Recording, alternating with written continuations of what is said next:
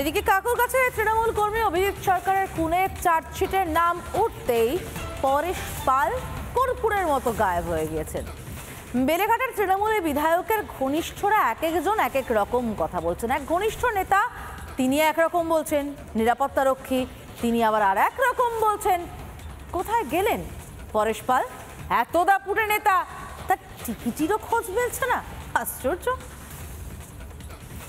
পরেশদার কাছে এসেছিলাম।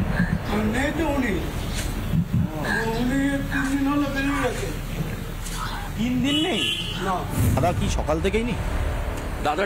মেডিকেল ট্রিটমেন্টে গেছে।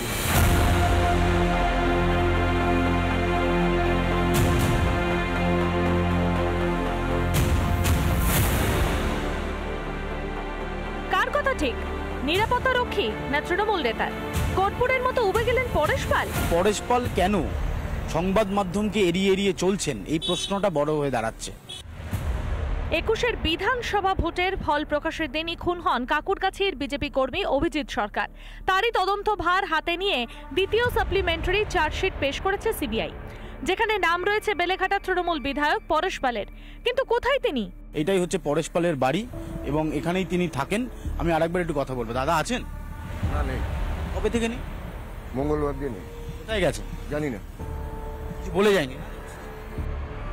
বিধায়কের বাড়ি থেকে এবার আমরা ঢু মারলাম বেলেঘাটার এই পার্টি অফিসে।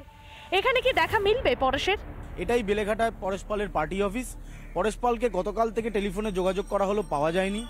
আজকে যখন তার পার্টি অফিসে আসা হয়, তিনি এই মুহূর্তে নেই বলেই তার পার্টি সদস্য যারা রয়েছেন, পার্টি অফিস যারা চালাচ্ছেন, তারা জানাচ্ছেন। এখন চেক আপে গেছে মেডিকেল, বলতে পারবো না তো কিছু। এখন সুস্থ আছে? চেক আপে গেছে বলতে পারি। এই সকাল থেকে এসছেন? বলতে পারবো না। আমি তো জানি, আমি তো বেলেঘাটা থাকি, বেলেঘাটা থেকে আসছি। সকাল থেকে আজকেই আসার সম্ভাবনা আছে? বলতে পারছি না কখন আসবে, মেডিকেল চেক আপে গেছে, কখন আসবে বলতে পারছি না। পরেশ পালের বিরুদ্ধে একেবারে চার্জশিটে তার নাম উল্লেখ করছে সিবিআই এবং এই অভিজিৎ সরকার খুনের ঘটনায় পরেশ পালের ইনভলভমেন্ট কি রয়েছে সেটাই সিবিআই দেখতে চাইছে।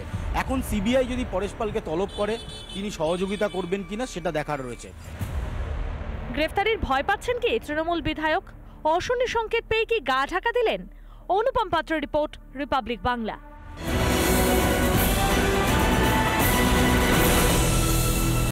নানা ধরনের কন্টেন্ট দেখার জন্য লাইক করুন, শেয়ার করুন আমাদের ফেসবুক পেজ, সাবস্ক্রাইব করুন আমাদের ইউটিউব চ্যানেল।